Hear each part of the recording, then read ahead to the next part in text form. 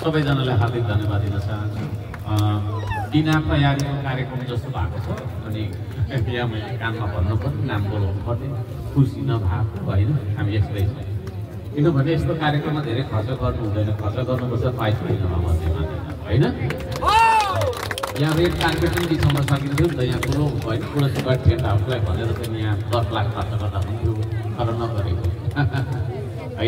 कहिले हेर्नु न हाफ पेन्टमा आइरहेको होइन सही के छैन। म यो हाम्रो चाहिँ धन्यवाद ज्ञापन तथा खानेपानी कोका खानेपानी श्रम आयोजना 2 को उद्घाटन कार्यक्रममा पाल्नु सम्पूर्ण मेरो हृदयदेखि धन्यवाद दिन चाहन्छु। अनौपचारिक तरिकाले कार्यक्रम यहाँ भइरहेको थोरै मात्रै कुर्सी ल्याइएको छ र अरू चाहिँ उभिएरै नै हामी कार्यक्रम गरिरहेका छौँ। अन्यथा नमानिदिनु होला, मैले अघि भने हामीहरूले नीति भ्याइदिनुपर्छ भन्ने हो। 2 मिनट सुन्नु है 2 मिनट सुन्नु। म त्यति धेरै बोल्दिनँ भन्दा पनि एकै भनिराखेको हुन्छ होला। सुन्नु है राम्ररी 2 मिनट ल। सबैजनालाई हृदयदेखि मैले सम्मान व्यक्त गर्न चाहन्छु। तथापि सबैलाई मैले खदा लगाइदिन भ्याइराखेको छुइनँ, सकिराखेको छुइनँ, पाएको छैन र मलाई लाग्छ हामी सबैलाई खदा लगाइदिनु पर्दैन पनि होला होइन। तपाईँहरूको योगदान तपाईँहरूको सहयोगलाई मूल्याङ्कन गर्ने हो भने मैले 100वटा सहयोग खदा सबैजनालाई लगाइदिन पनि पुग्दैन। त्यति धेरै तपाईँहरूले मलाई सहयोग गर्नुभएको छ। मलाई नभएर म मार्फत धरानको महानगरपालिकालाई र धरानको महानगरपालिका मार्फत नेपाल भन्ने देशलाई सहयोग गर्नु त्यो चेतनाले म सबैजनाको नाम उच्चारण गर्न यहाँ भ्याउँदिनँ होला, कसैले चाहिँ यहाँ अन्यथा नमान्दिनँ होला होइन। कसैको नाम मैले छुटाउनु मान्छे हो, कम्प्युटर हो, अल सेट त्यसले गर्दाखेरि कसैको नाम लिन भने पनि यहाँ नगर्नु होला। तपाईँहरू सबैजनाले each and every one of you उतिकै योगदान गर्नुभएको छ। जति दत्त कुमार लिम्बूले गर्नुभएको छ, जति दिनेश पान्तावले गर्नुभएको छ, जति समीर तामाङ र छैन तपाईँको छैन विष्णु यात्राजीले गर्नुभएको छ। हामी सबैजनाको प्रयासबाट, सबैजनाको श्रमबाट, सबैजनाको समर्थनबाट त्यो पानी त्यहाँनिर चाहिँ आइराखेको कुरा छ। म यहाँहरू सबैजनालाई त्यो अर्थमा होइन हार्दिक नमन व्यक्त गर्न चाहन्छु, हार्दिक धन्यवाद दिन चाहन्छु। श्रमदाता हो तिमी हौ यो देश बनाउने, श्रमदाता हो तिमी नै हौ यो देश बनाउने। 2 मिनट जति मैले फेरि समय मागेँ। श्रमदाता हो तिमी हौ यो देश बनाउने, तिमी नै हौ यो देश बनाउने। श्रमदाता हो तिमी नै हो यो देश बनाउने। तिमीले बनायौ भने बन्छ यो देश, नत्र बन्नेवाला छैन। तिमीले बचायौ भने यो देश बच्छ, नत्र बच्नेवाला छैन। त्यो श्रमदाता हो तपाईँहरू यहाँ भेला हुनुभयो। कति आउनु भ्याउनु भएको छैन मलाई थाहा छ है, कति घरमै हुनुहुन्छ। तपाईँहरू सबैजनालाई देश विदेशबाट हामीलाई सहयोग गर्नुहुने सबैजनालाई म सेवा ढोक गर्न चाहन्छु, हार्दिक नमस्कार गर्न चाहन्छु, हार्दिक धन्यवाद दिन चाहन्छु। आज यो अवसर हामीले आजभन्दा 1 हप्ता पहिला पानी ल्याइपुर्याएको थिएनौँ, तर सर्दो खोलामै पनि श्रमदाताहरूलाई मैले धन्यवाद दिइसकेको अवस्था छ भने आज पनि मैले यहाँलाई धन्यवाद दिइराखेको छु। र यो उपरान्त चाहिँ अब यति नै हो धन्यवाद। फेरि यसकै लागि धन्यवाद दिइरहेको काम पाउँदैन रहेछ है। खानेपानी मैले अहिले भर्खर एउटा चाहिँ के अरे भेटाएँ, क्लिप भेटाएँ, तपाईँहरूले पनि हेर्नुभयो होला। त्यो क्लिपमा के छ भन्दाखेरि एउटा सानो पाइप रहेछ, यत्रो कालो पाइप, त्यहाँनिर चाहिँ त्यो गाग्री जुदा र दिदी बहिनी झगडा गरिराखेको अहिले भाइरल भएको छ होइन। हिजो त्यो नियति हाम्रो पनि थियो होइन। छिमेकीसँग बाँच्नुपर्ने होइन, दाजुभाइ झगडा गर्नुपर्ने है, जेठानी देउरानी झगडा गर्नुपर्ने पँधेरमा त्यो स्थिति थियो। त्यसलाई बिस्तारै बिस्तारै बिस्तारै बिस्तारै समाधान गर्दैछ।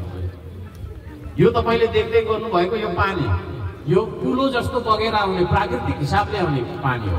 राम्रो बुझौँ है, खाने पानीको जो हो हामीले 2 किसिमले गर्नु।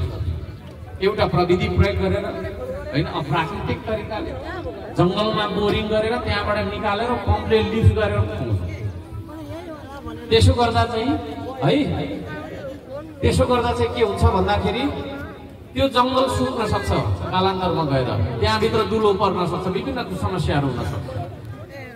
र त्यो भन्दा पनि तपाईँको चाहिँ त्यो बुझिएन भने यति बुझ्नुहोस्, अस्तिको महिना मात्रै हामीले 44 लाखको बिजुलीको बिल तिर्यौँ। कतिको तिर्यौँ?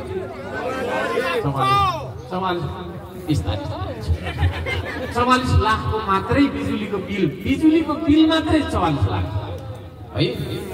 अहिले यो ट्याङ्कीमा 2टा स्रोत छ, जम्मा 3टा स्रोत छ भनौँ न। 2टा कोकाको पाइप, एउटा तल बोरिङ गरेर लिएको। त्यो बोरिङ गरेर लिएकोबाट पनि पानी त आउँछ, तर प्रत्येक सेकेन्ड हजार बिल आइरहेको है, प्रत्येक मिनट हजारौँ बिल आइरहेको। तर यो पानी भनेको प्राकृतिक हिसाबले कुलो जस्तो बग्दै आएको पानी। यसको लागि चाहिँ अब फटाहरूले काटिदिने, डढेलो लगाइदिने बाहेक खर्च छैन। खर्च छ छैन, यो आइरहन्छ हेर्नु त है। यस्तो तपाईँको चाहिँ टन्टलापुर घाम भएको सुखायामा यतिको पानी आइराख्नु भनेको त ठुलो उपलब्धि हो। श्रमदानबाट हामीले थुप्रै कामहरू गरेका छौँ, तर कोकाको पानी जोड्ने भनेको is the biggest achievement that we have achieved भनेको हामी सबैले हाम्रो प्रयासले अहिलेसम्मको श्रमदानको सबैभन्दा ठुलो उपलब्धि हो। कोका खानेपानी श्रमयोजना 1 जसले विश्व रेकर्ड राख्यो, र कोका श्रमयोजना खानेपानी श्रमयोजना 2 जुन अहिले भर्खर उद्घाटन भएको छ। इनफ्याक्ट तपाईँको घरमा पनि भएको छ। र यो पानी ल्याउनका लागि तपाईँहरूले मलाई भिरमा पाइप हाल्न सघाउनु हो होइन, भिर पाखामा मलाई फायर लाइन बनाउन सघाउनु हो।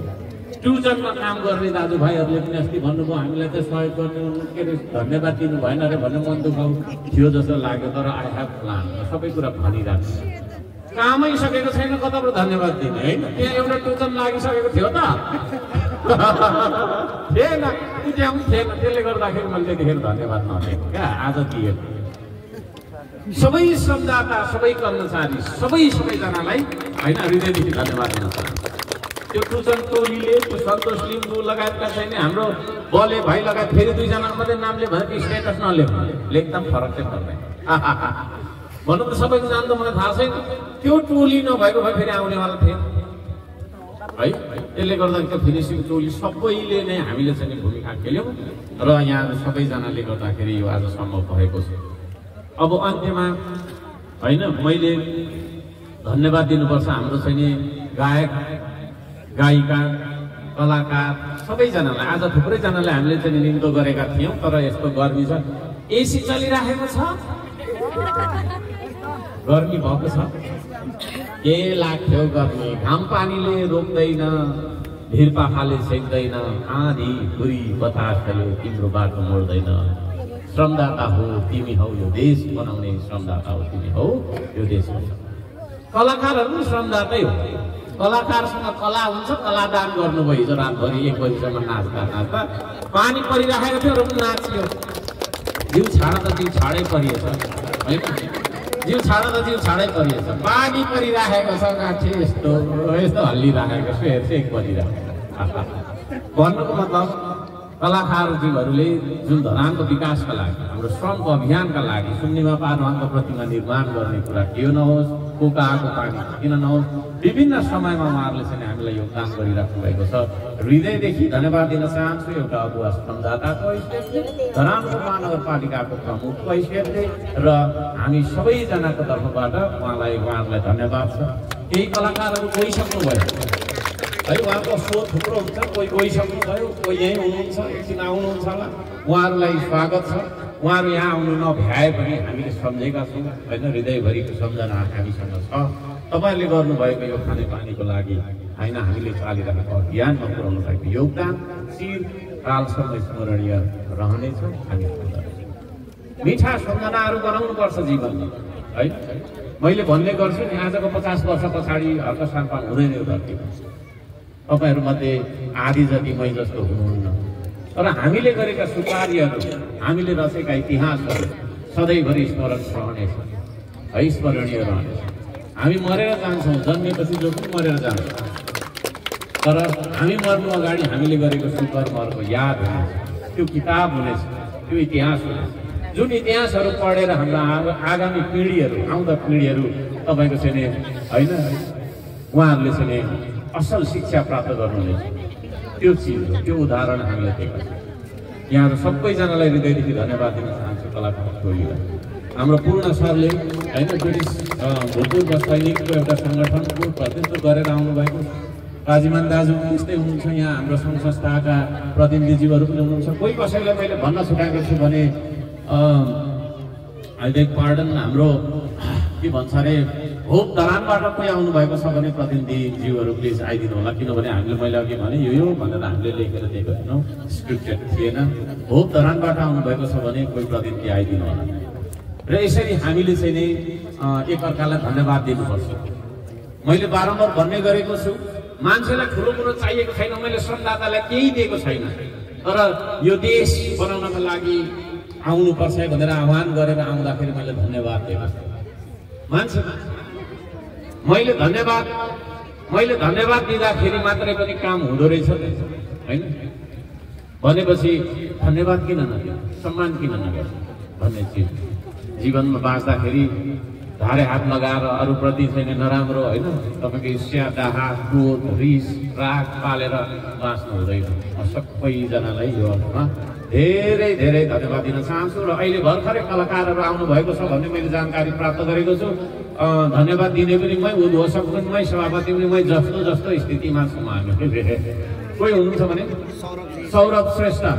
सौरभ श्रेष्ठज्यू आउनु भएको छ भने आउनु होला, यता आउनु होला, नलजाइकन। यो कार्यक्रम हाम्रै हो है, यो कार्यक्रम हाम्रै हो, तपाईँ हाम्रै हो कार्यक्रम।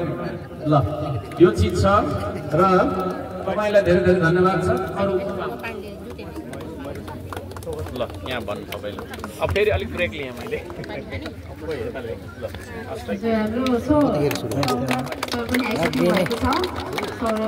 उहाँहरूलाई सम्मान गर्छु। उहाँलाई पनि धेरै धेरै धन्यवाद ज्ञापन गर्न चाहन्छौँ।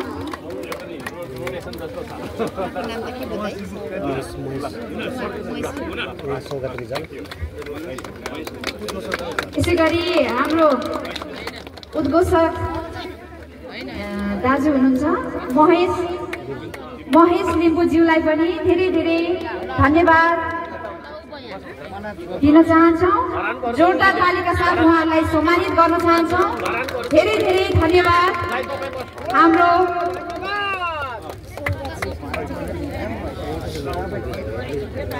सौरभ अर्को प्रदेश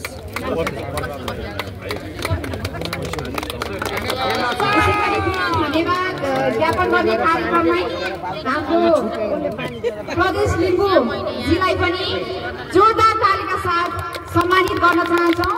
धेरै धेरै धन्यवाद सौगात लिम्बूज्यूलाई, प्रदेश लिम्बूज्यूलाई।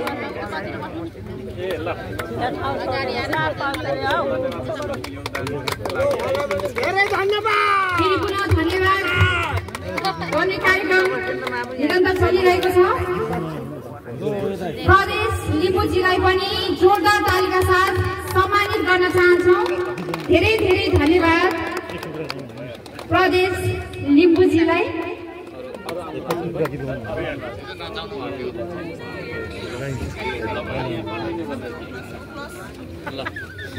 यस्तो छ हाम्रो कार्यक्रम।